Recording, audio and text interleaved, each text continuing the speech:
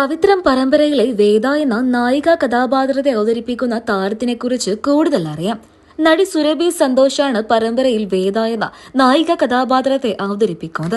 1993 തിരുവനന്തപുരത്ത് സിന്ധുവിന്റെയും ആർമിയിലെ മുൻ കേണലായിരുന്ന സന്തോഷ് കുമാറിന്റെയും മകളായിട്ടാണ് സുരഭി ജനിക്കുന്നത്. തിരുവനന്തപുരത്താണ് ജനിച്ചതും പഠിച്ചതും എന്നുണ്ടെങ്കിലും കേരളത്തിന്റെ വിവിധ ഭാഗങ്ങളിലായിട്ട് താമസിക്കുകയും അവിടെ വെച്ചും പഠനം പൂർത്തിയാക്കിയിട്ടുണ്ട്.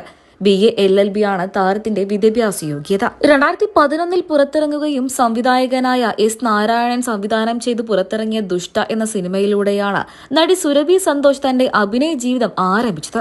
പ്രധാനമായിട്ടും മലയാളം സിനിമകളിലും TV സീരിയലുകളിലും പ്രവർത്തിക്കുന്ന ഒരു ഇന്ത്യൻ നടി എന്നുള്ളതിനേക്കാൾ മോഡലും ക്ലാസിക്കൽ നർത്തകിയും അഭിഭാഷകയുമാണ് സുരഭി സന്തോഷ്. താരം സോഷ്യൽ മീഡിയയിലും സജീവ സാന്നിധ്യമാണ്. ഒരുപാട് ലക്ഷം ആരാധകരാണ് ഇൻസ്റ്റഗ്രാമിൽ മാത്രമായിട്ട് സുരഭി സന്തോഷിനെ ഫോളോ ചെയ്യുന്നത്. തിരുവനന്തപുരത്താണ് ജനിച്ചതും വളർന്നതും പഠിച്ചതുമെല്ലാം എന്നുണ്ടെങ്കിലും ഭർത്താവിനോടൊപ്പം നിലവിൽ ബാംഗ്ലൂരിലാണ് താരം താമസിക്കുന്നത്.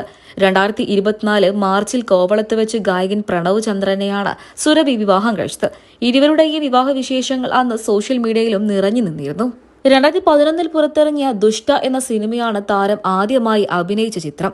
പിന്നീട് 2013 മറ്റൊരു കന്നഡ ചിത്രമായ ജഡായുവിൽ അഭിനയിക്കുകയും ചെയ്തിട്ടുണ്ട്.